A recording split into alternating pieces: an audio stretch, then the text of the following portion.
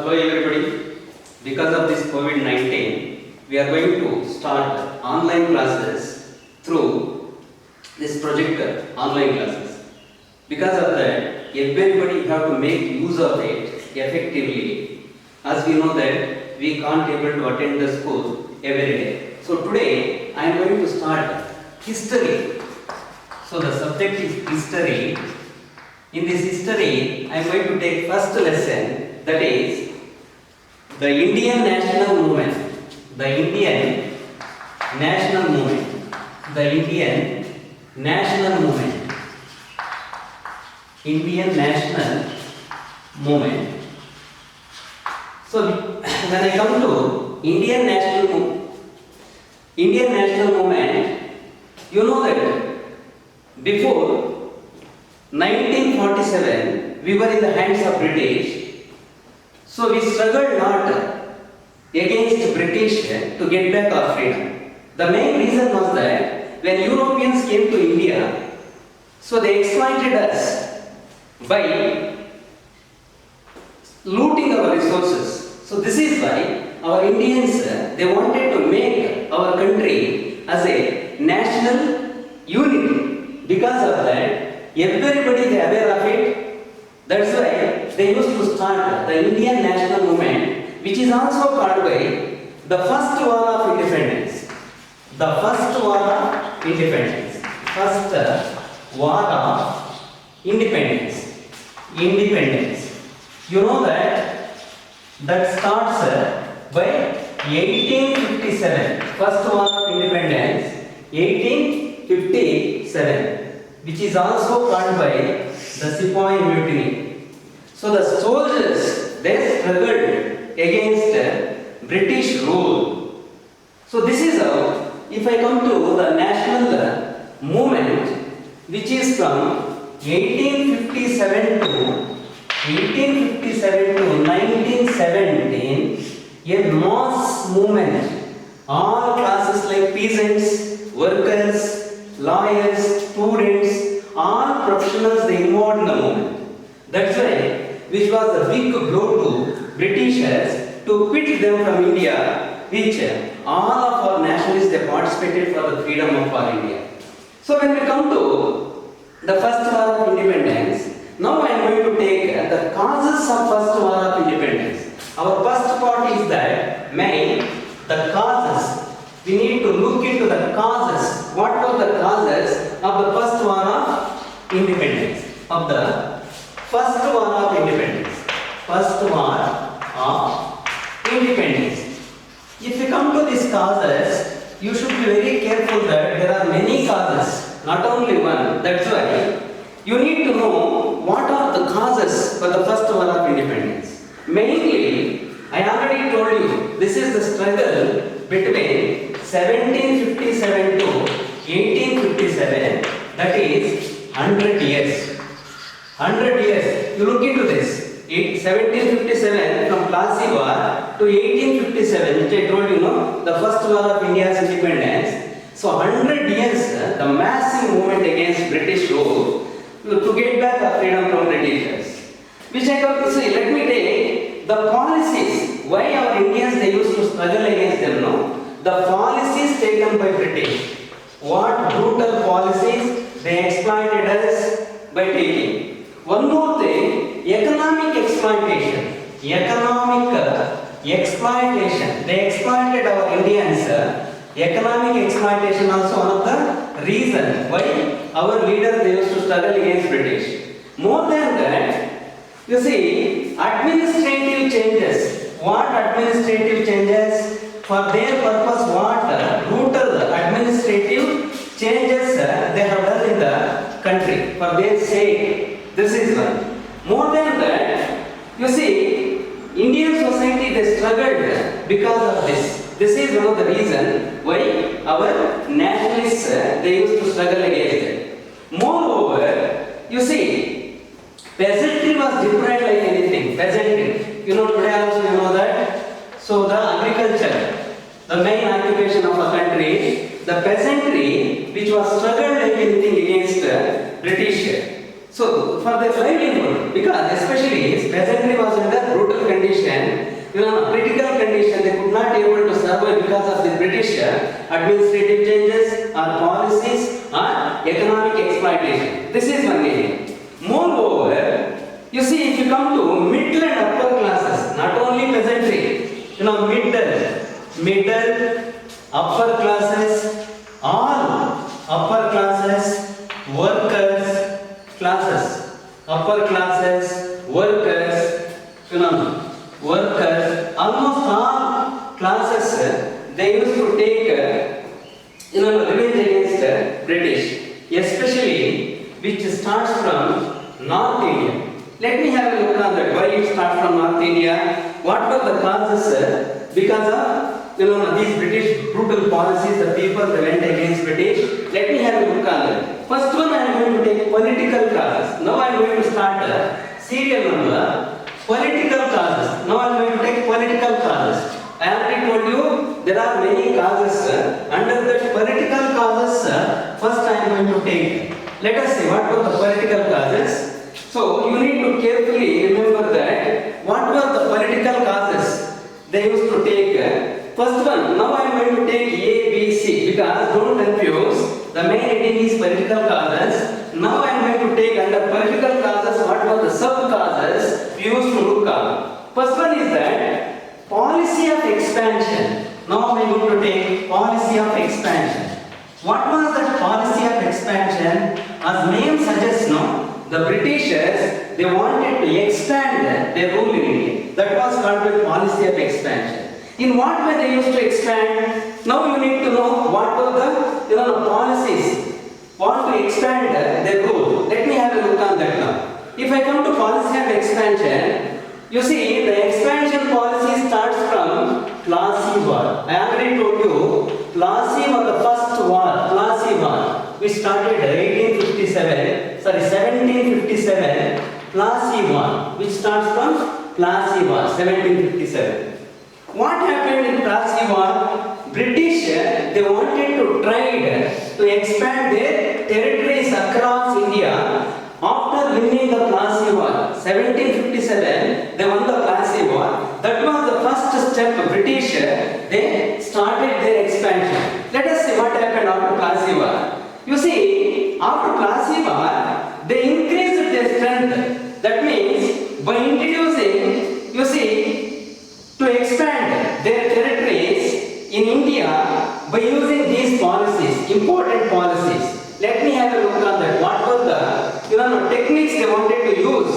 You see, first one, 4 ways they wanted to expand. 4 ways. Let me have a look on that. What was those 4 ways? First one was that. Here you see, first one, outright wars.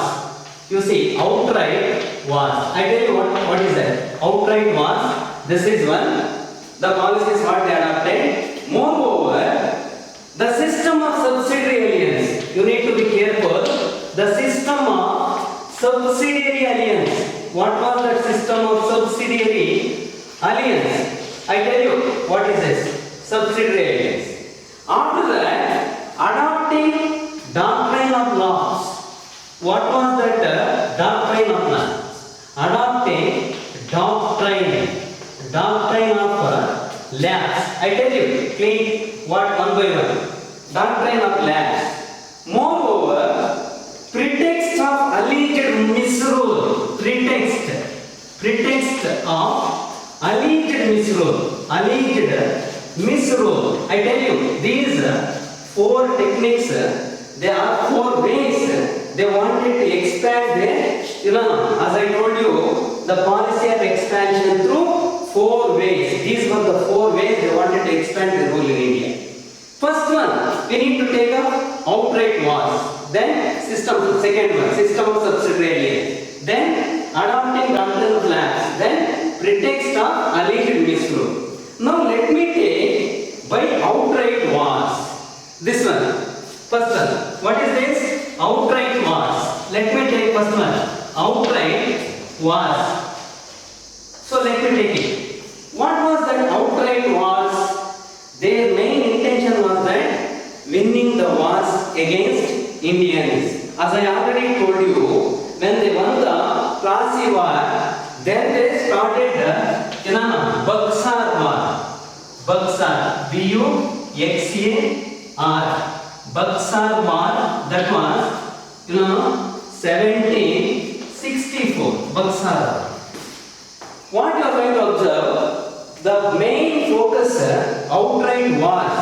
They won the Plassey War, they won the Buxar War. Buxar was the place where they fought against and they won the war. Here they occupied the areas Bengal, Bihar and Orissa.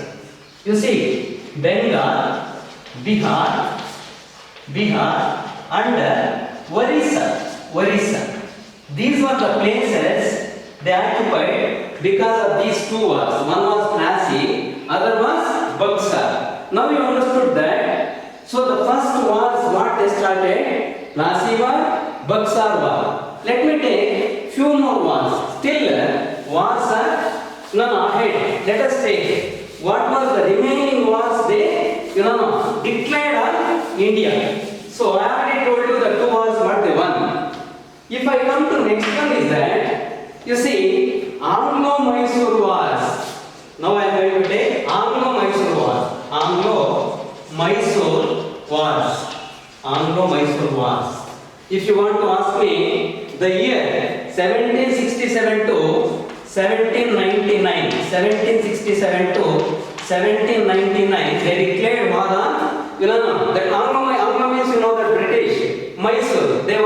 They declared war against our Mysore Warriors and Tipu Sultan, so they won the war, Hyderabad. Then, if I come to, now you understood, let me take one by one. Before going to that, you should know what was that outright wars. Outright wars means two wars, Now I already told you Anglo-Mysore wars. Let me take next one, what was that? Anglo-Maratha wars. After Anglo-Mysore wars, Anglo-Maratha wars. They won even Anglo-Maratha wars also. You see the year 1817 and 18. They won even Anglo-Maratha wars also. Then, if I come to next Punjab. You see, Anglo-Sikh wars. Again, Anglo-Sikh. I tell you what exactly. SIKH, the Sikh religion, Punjab and Haryana. So this they declared war on Sikhs also. Anglo-Sikh wars. By 1849, if I come to Anglo-Sikh wars, they annexed even Punjab also. Then moreover, you see, Britishers, they even extended territories to Sindh, Assam, our eastern states, even our neighboring country Myanmar also. So they extended. So this is one. This is against our Mysore warriors or Mysore Tipu Sultan, Hyderabad. This is against Shivaji. After Shivaji, Marathas, Peshwas they came to power. Even they defeated Peshwas also. They occupied even Maharashtra also. If I come to Punjab, they defeated Sikhs. By 1849 they annexed Punjab also. That means what you understood, first one, 4 ways. First way you understood very clearly that was outright wars. Next, let me take subsidiary alliance. Better you need to know. So Roman letters or ABCD, whichever you feel easy, that one you can give here. For example, like this: Roman letter 1, then Roman letter 2. If you come to second one, that was what I supposed to tell you. System of subsidiary alliance. Otherwise, I will take a subsidiary alliance. What was that subsidiary alliance? You should know what was that subsidiary alliance. The second way. First way you already understood that outright ones. If I come to subsidiary alliance, you know that who introduced Lord Wellesley? Who introduced Lord Wellesley? Lord Wellesley. He was introduced. Lord Wellesley. He introduced the subsidiary alliance. Lord Wellesley. He introduced subsidiary alliance.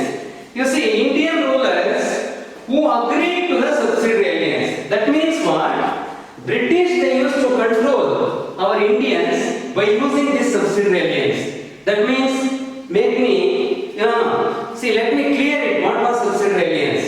Without using, our Indian military, we should not keep any our Indian own military. Britishers they used to protect us by using this subsidiary alliance. That means they prohibited having arms from our Indian side or having military from our Indian separate. We should not keep. Britishers they used to protect us by introducing subsidiary alliance with our taxes only, with our revenue only. Let me have a look on that here. Further we have what was subsidiary alliance. This is an important question where we need to focus. What was the subsidiary alliance exactly? Accepted a British as a supreme power.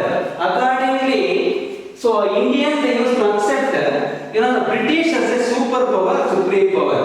That was subsidiary alliance. Point number one. If I come to next one is that surrender the foreign relations to the East India Company. That means East India Company was the supreme, where we need to obey the rules and regulations of the East India Company. You know that 1600 Britishers they started East India Company. Accordingly, so we need to follow the instructions of East India Company. We should obey the rules and regulations of East India Company.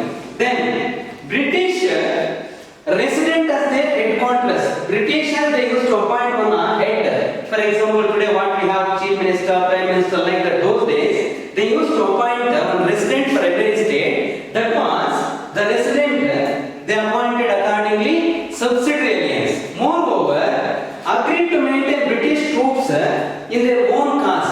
That means Britishers they used to maintain India with their troops, not having our own separate Indian army. Next, virtually lost their independence. Because of that, Indians virtually lost our independence. So this is also important one. Why our Indians they used to protest or rebel against Britishers. That was subsidiary alliance. Next one is that the third one. What I supposed to tell you? Third one. You have a look on that. Where third one is that. This is third one. Adopting doctrine of lapse.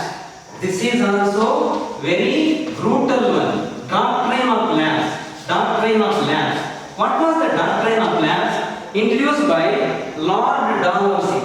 Lord Dalhousie. Don't confuse the things. I already told you. Subsidiary alliance was introduced by Lord Wellesley. So these were British governor generals.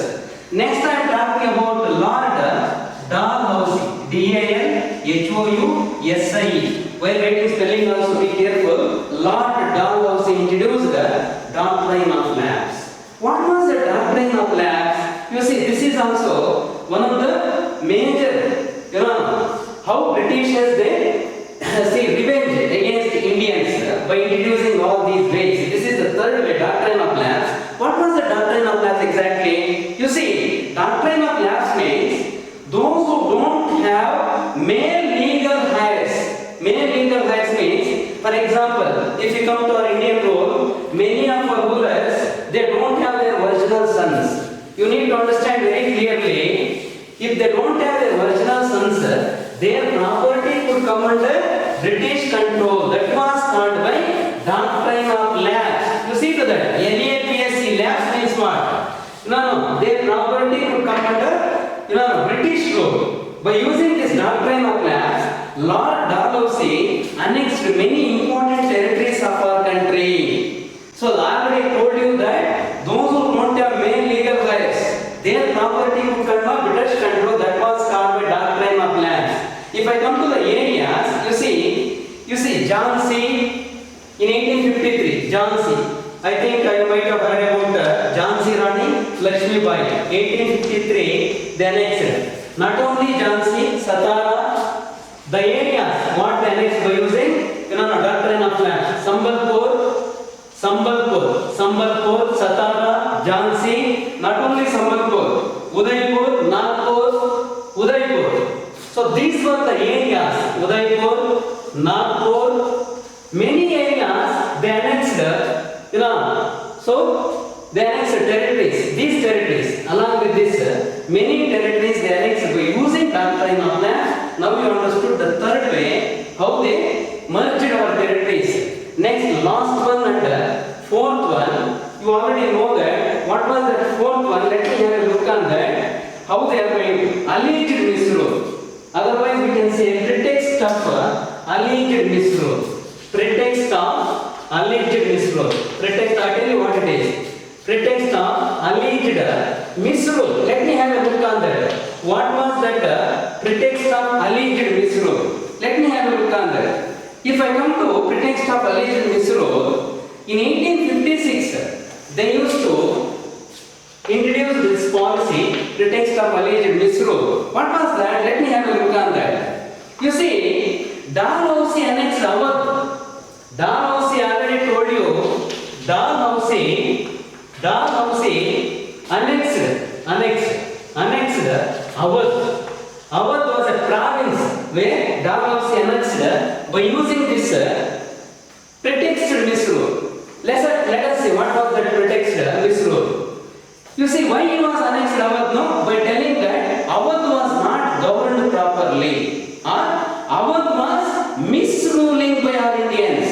So because of that, by giving good reason, suppose it could come under British rule, it was, so ruled very effectively. That was the reason why Dalhousie gave when we annexed the Awadh, the last province which was annexed by using the doctrine of lapse. So that means, what we understood, these were the four main ways how British wantedly they introduced in India to expand their territories. That was the main reason. Moreover, so this was the rule, doctrine of lapse. By using this and alleged misrule, Britishers they increased their enormous powers in India. Moreover, you see, which affects many classes, not only peasants, not only workers, not only our soldiers especially. Let me have a look on that. You see, the company sepoys of whom 75,000 from our were worst affected because of this alleged misrule. You know why these soldiers they were affected because of this alleged misrule? Before they were getting in-time salaries, proper allowances and from our traditional rulers, but when it was taken away from Lord Dalhousie, now their condition was very misery. Why in time they don't want, they couldn't be able to get the salaries. That is one area. Then, so proper increments were not given. Then proper promotions were not given. Then they reduced the strength of the, army also. Many reasons. So this is how. So the first one, what I used to tell you, the first reason, first cause, you need to remember. Now I move to second main cause. What was that second one? Disrespect shown to Bahadur Shah. Disrespect shown to, S-H-O-W-N, shown to Bahadur Shah. Let me have a look on that. Bahadur, who was he? Bahadur Shah. How he was? How he was affected by these policies and let me have it. This is the second main reason. Now, I already told you we are studying about political causes. I already told you policy of expansion. Policy of expansion you understood. Now, second one, disrespect shown to Bahadur Shah. Let me have a look on that. What was the disrespect shown to Bahadur Shah by Britishers? You see, if you come to this second main reason, in 1849, Lord Dalhousie announced when in 1849, Lord Dalhousie announced what he was announced. Let me have a look on that. What he was announced, no? You see, simply, carefully you have to look into this.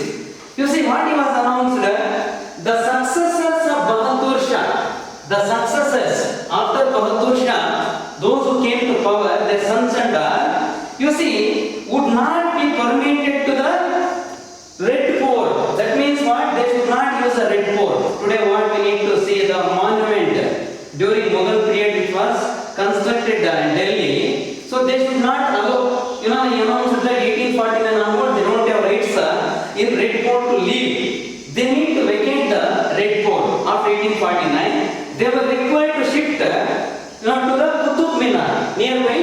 They need to shift to the Qutub Minar. This is the thing what Dalhousie announced. Moreover, in 1856, let me have a look on that. After that, what happened to Bahadur Shah? You know, in 1856, this is 5. 1856, Lord Canning, one more, Lord Canning, Lord C-A-N-N-I-N-G. See, Lord Canning announced that after the death of Bahadur Shah, his successors would not be allowed to the imperial titles.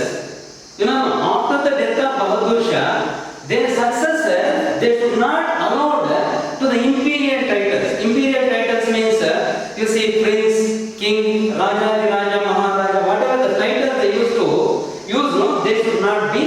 They need to be under government control, British government control. They don't have any titles, you know, big titles under.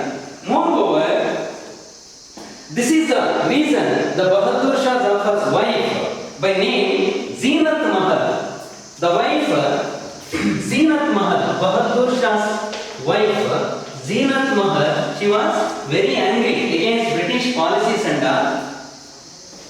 So, because of that, she wanted to protest against British when they reduced the powers for the Bahadur Shah. Zeenat Mahal protested against the brutal rule of British. This is one reason. Now you understood, disrespect is shown to Bahadur Shah. This is obviously, you know, so which is confirmed, how they show disrespect to the Bahadur Shah. This is the second reason. Now we will move to the third reason. That's why I am telling you, you should be very careful. Why?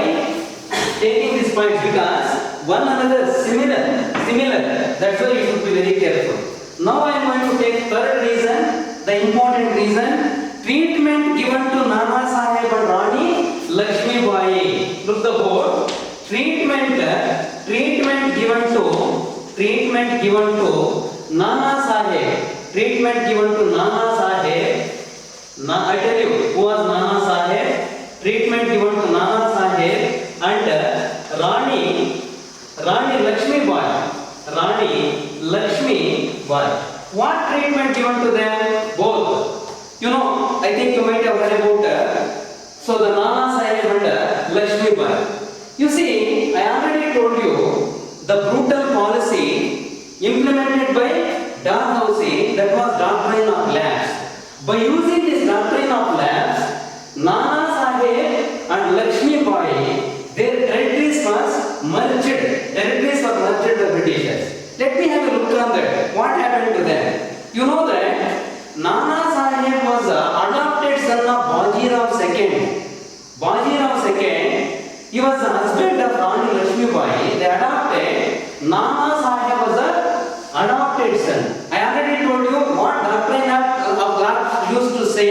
Those who don't have male legal rights, their property could come under British control. That was doctrine of lapse. By using this, you see, they were not announced Nana Saheb as a male legal heir for the Jhansi. Accordingly, what happened? The British refused to grant Nana Saheb the pension what they supposed to pay to Bajirao II. So they denied it. So because of that, Rani Lakshmi Bai, she was very angry. Whenever they were not considered Nana Saheb as a male legal heir for the throne, what Bajirao II, earlier he maintained that particular Jhansi. So what happened after that? You see, Nana Saheb was forced to leave to Kanpur. From Jhansi, they vacated. That means they demanded Nana Saheb to go to Kanpur in Uttar Pradesh. After that, Rani Lakshmi Bai, you know, the Jhansi Rani, who became the victim of doctrine of lapse. How can you say that she was victim of doctrine of lapse exactly? Why you know? She used to last Jhansi to the Britishers. Otherwise, bravely she used to fight against British kingdom. You know that Britishers were very mighty, very strong. Even though Rani Lakshmi Bai declared war on Britishers. What happened ultimately? You see, bitter enemy of the British. She became bitter enemy. The reason was that the doctrine of lapse adversely affected on Jhansi. So let us see what happened after that. So later I will take what happened to Jhansi, what Rani Jhansi Lakshmi Bai, what she had done. But before going to that, Children, as I already told you, treatment given to Nana Sahib and Rani Lakshmi Bai, this is also for the other rulers of India. They also faced the same fate. Same fate in the sense, so by using doctrine of lapse, the dollhouses, other territories also annexed by Britishers by using this doctrine of lapse. So let me finish by taking last and final cause, that is political cause. What was the fourth one? Absentee sovereignty of British. Absentee, see the word, absentee sovereignty. Absentee sovereignty of the British. Let me have a look on that. Sovereignty, sovereign. Let me have a look on that. One second. Sovereignty, R-E-I-G-N, sovereignty. Sovereignty of the British. Of the British. I'll explain what it is exactly.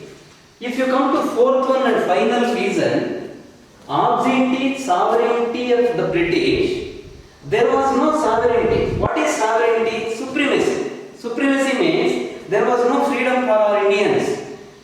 Absentee means you know that absenteeism. So sovereignty was not there. Britishers, they used to rule our Indians by Britain from thousands together miles. You know, Queen, they used to control our Indians from far. That means from Britain by absentee sovereignty. There was no supremacy for Indians. There was no freedom for our Indians. We need to obey the British rule. Whatever they used to impose on us by implementing their fault way of rules, policies and all. This was exactly absentee sovereignty of the British. I think it is clear. That means there was no sovereignty, there was no freedom, there was no independence for our Indians. They were under the clutches of British. They used to follow rules and regulations of the British. There was no freedom of speech. All rights was banned. So this was the situation. This was the fourth and final political cause. It was, see, why the rebel, our Indians, they used to rebel against Britishers. Fourth cause. So with this we are going to complete political causes. Now let me take socio-religious causes. Socio-religious causes. Next one is that socio-religious causes. Socio-religious causes. Now I think you understood the political causes. With that four political causes, we are going to complete political causes.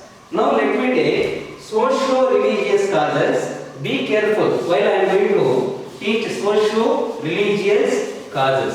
Here also, as I already told you, you need to be very careful in listening socio-religious causes because so the number is more. How many causes? Let me take again the alphabetical order. A. What was the first socio-religious cause? Interference with the social customs. Interference with the socio-religious customs. I tell you what it is. Socio-religious customs. Now you see, with me, what were the socio-religious customs? Why they interfered in our socio-religious customs? You take now. Socio-religious customs means you know that the practices which our Indians they used to follow. Those were called by socio-religious in society. How religious customs or practices they used to practice. Those were called.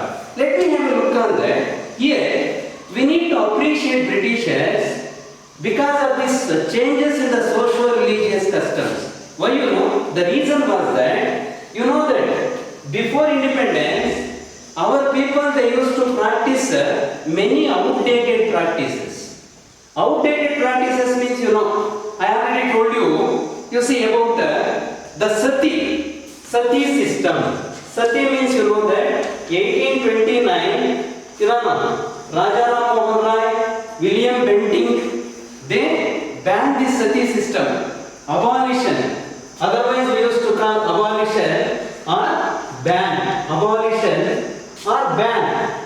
They used to ban. Why you know? You know that what was sati system? When husband died, wife also they used to sacrifice in the fire. That is called by sati system.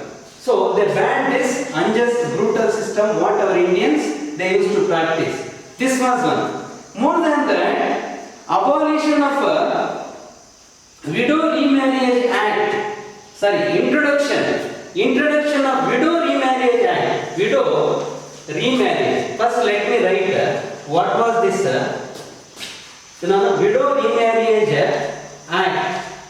They introduced Widow Remarriage Act when they introduced Widow Remarriage Act 1856. 1856 they introduced Widow Remarriage Act. That means those who lost their husbands, they need to marry again. That is called widow remarriage. Today you know that many male they used to marry. Like that, even female also, unfortunately if they lost their husbands, they need to remarry again. That's why they introduced the Widow Remarriage Act in 1856. Then next one is that you see they welcomed Western education. In the sense they wanted, that means our Indians were not welcomed. Britishers they introduced Western education. Why they introduced Western education in India? You know that by Western education, that means English education. Western education means, other than that you can say English education. By English only they used to modernize India. That means Britishers thought was that because of English only we could modernize Indians. Because I already told you, our Indians they used to practice outdated customs like sati system. They didn't follow widow remarriage. Then one more thing, you see, sati was unjust one. Then more than that, you know that other outdated practices what our Indians they used to follow, idol worship, many things. That's why they wanted to ban all these things by introducing many advanced norms. Along with that, they believe that English only could civilize Indians. English only. So this is why they wanted to introduce Western education. Even though some of our nationalists they couldn't accept English language, so some of us they welcomed. For example, Rabindranath Tagore, he welcomed English education. He wanted to support where Mahatma Gandhi couldn't accept. Why why Mahatma Gandhi was not accepted English education in India? According to Gandhi, it might disturb our national languages, our national customs, in the sense our indigenous or native language. That's why he was resented English. So anyway, when we come to the socio-religious first cause, interference with the socio-religious customs, we need to appreciate Britishers. Why? They banned sati, they introduced widow remarriage. This area we need to appreciate them. This is one thing. Next, if we come to second one, what was that? Apprehensions about modern innovations. Apprehensions. Let me take. What was this apprehensions? A-P-P-R-E-H-E-N. Apprehensions about modern innovations. Let me check this. About modern innovations. About modern innovations. I tell you what were those? About modern innovations. Modern innovations. First you need to understand the heading. If you understand heading, then it will be easy to you, to write or implement. Apprehensions about modern innovations. What was this point exactly? You see, Britishers they wanted to introduce some modern innovations. For example, railways, telegraphs, like the modern innovations they wanted to introduce in India. So India, they had doubt upon these modern innovations because, as I already told you, our Indians, they were outdated. They were not aware about these modern innovations like telegram, railways, how they resented these modern innovations by exhibiting their beliefs. In the sense, when they introduced telegraphs, when they introduced even railways and there were rumors about, what rumors? When Britishers they introduced telegraphs, no? Our Indians they thought that was for hanging purpose. In the sense, actually, the open electric poles and all today, what we are going to observe, they used to provide electricity from one area to other area. But our Indians' belief was that, so for the purpose of hanging, these people they used to erect poles. That is called telegraph poles and that means our Indians they don't aware of the telegraph poles and when they used to introduce electricity, but our Indians they thought that was see hanging people, because of that they used to erect the poles. That means electric poles, what our Indians they thought that, I already told you that was for hanging purpose. Because I already told you, India they don't aware of these modern innovations. More than that, Britishers they wanted to introduce railways. You know that railways they played an important role in carrying heavy goods, people from one area to other area. That's why they wanted to introduce railways. So because of that, the first railway line was introduced by Britishers in Maharashtra. That was Mumbai to Thane. Mumbai today what we call the capital of Maharashtra. Mumbai to Thane, Thane. That was of 34 kilometers length. First railway was introduced by Britishers. So this is our apprehension about modern innovations. Even though Britishers they were very interested in introducing modern innovations, our Indians were not ready to accept. But later, implemented by Britishers successfully. This is what about apprehensions about modern innovations. If I come to third point, this is the second point. Now I am going to take C. That is policy of racial discrimination. Policy of racial discrimination. What was that policy of racial discrimination? Let me have a look on that. Policy of racial discrimination means, you know that race means color. Policy of racial discrimination means color discrimination. If I come to South Africa, you know that racial discrimination, apartheid system. So discriminating people on the basis of color. Here, policy of racial discrimination, you know that India is a country of diversity. To break the diversity, Britishers they wanted to introduce policy of racial discrimination.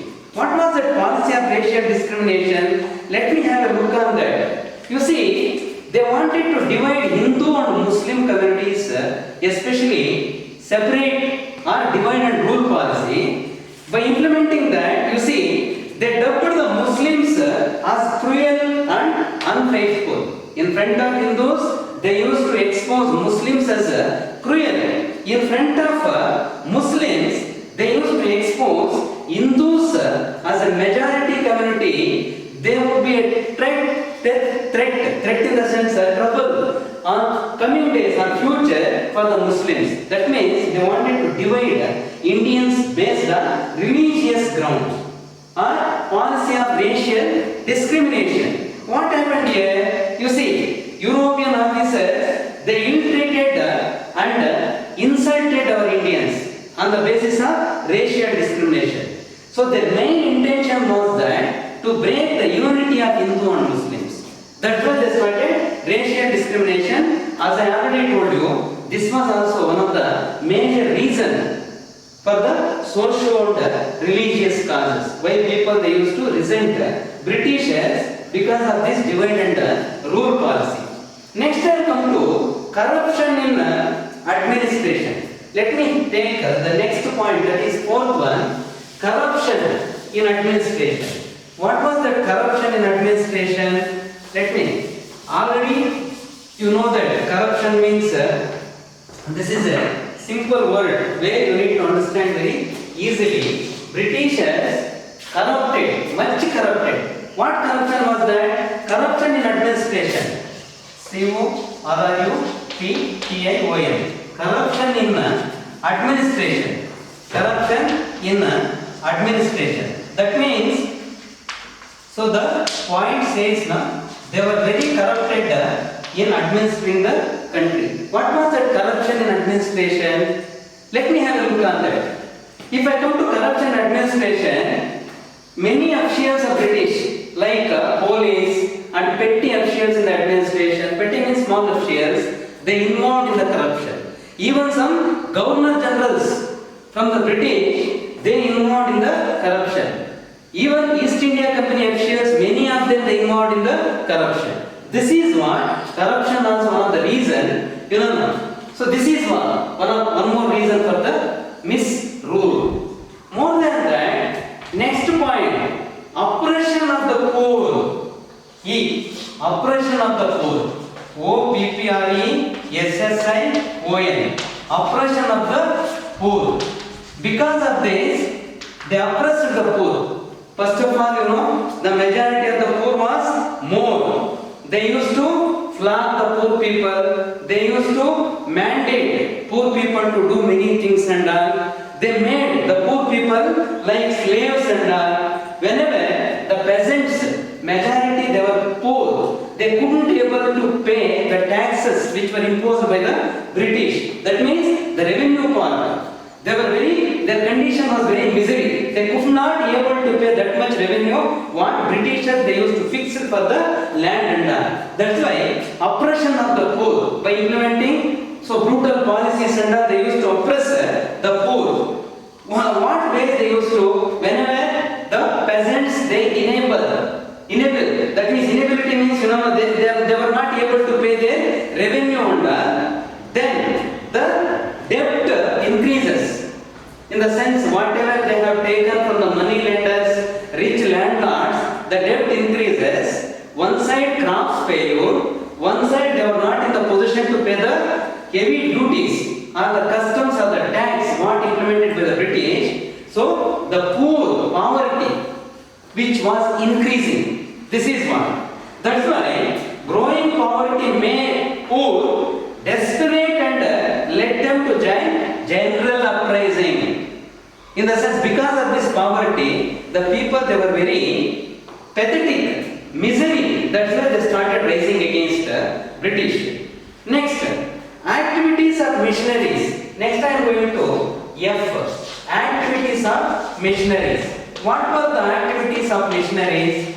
Activities of missionaries. Missionaries means that. Let me take. What were the activities of missionaries?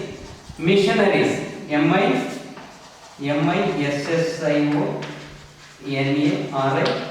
What were the activities of missionaries? They used to start some institutions in India. For example, what missionaries? They wanted to introduce English education in India by introducing many institutions. Those were called by missionaries. Let me have a look on that. When they started missionaries in India, their main intention, they used to convert other religion people to Christianity. In a sense, that was the main aim. Even they announced some, gifts also. Those who are interested to come from their religion to Christianity, they used to excuse from paying taxes and they used to get some benefits from the government. So this is what activities started, of course. That was an advantage to Indians, even though there were no schools by that time. But another way, they used to start conversion or transferring people from their religion to Christianity. That is what activities of missionaries also, where people they couldn't satisfy. Next, if I come to next one is that fear regarding Western education. Next one, here G. Fear regarding Western education. Fear regarding Western education. Western education. I already told you what was that fear regarding Western education. Let me have a look on that. If I come to this reason, there was a fear among Indians that English has they could exploit us by introducing Western education or English education. The reason was that Western education where more of our Indians they don't know. In the sense, many of our Indians were illiterates. They don't know English. That was very new to Indians. Because of that, they couldn't understand Western education or our English education. So this is why many of our Indians they resent or refuse to accept Western education. So let me have a look at that. Why fear about Western education? If I come to, you see, in 1829, Bengal government established one Calcutta Madrasa. Madrasa means that was Muslim institution. Madrasa means where Islam they used to start their organization schools and that is what. Then moreover, you see, it was not well received by our Indians. The reason was that especially the Pandits and Maulvis they opposed.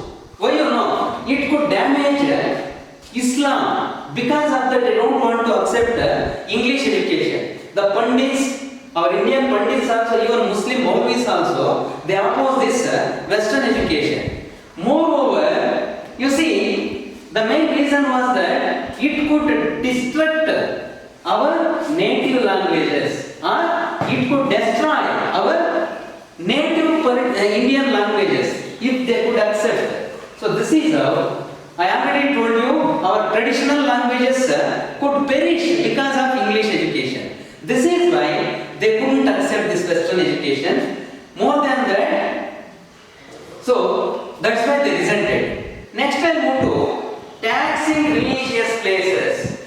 What was the taxing religious places?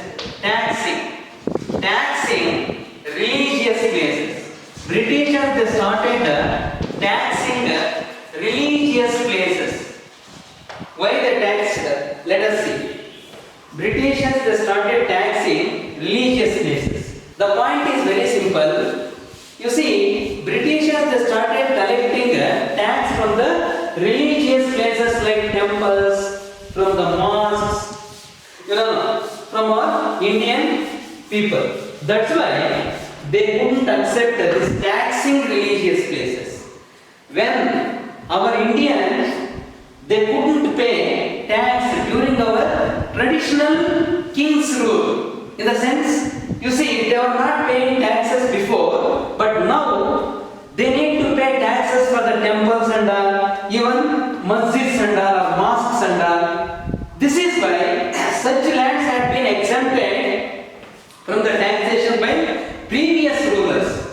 Previous rulers means what you are going to understand. Before they couldn't pay, no need to pay. When our Indian rulers they used to rule them, but Britishers now they made mandatory to pay taxes to the British government. Either it may be mosque or it may be temple. This is also one of the reasons where our Indians they used to oppose British rule. Then next point I take up law of property. What was that? Law of property. If I come to law of property, let me have a look on that. What was that law of property?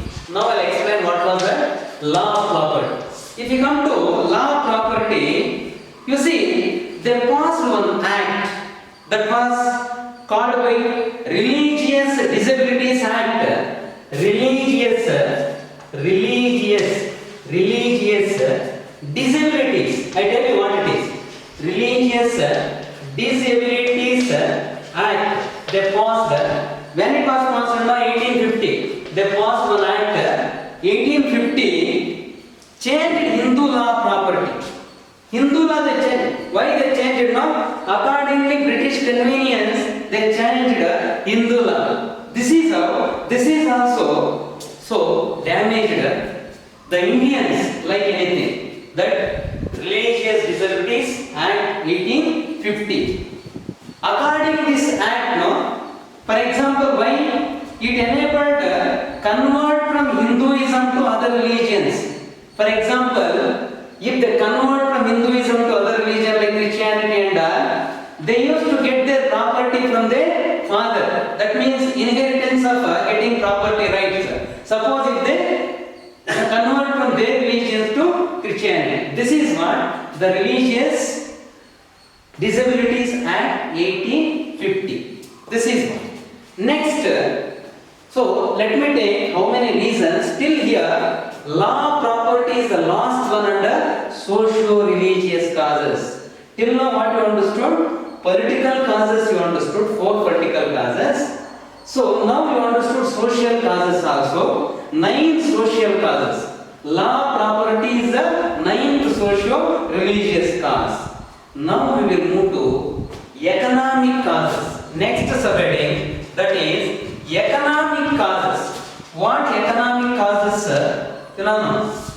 So the Indians, what economic causes? Let me have a look on that. Why Indians they rebelled against Britishers? That is also called by the Indian National Movement 1857 or the first war of India's independence 1857. Economic causes also played an important role. Let me have a first economic cause. You know that exploitation of economic resources. This is very important. Here also I am giving numbers.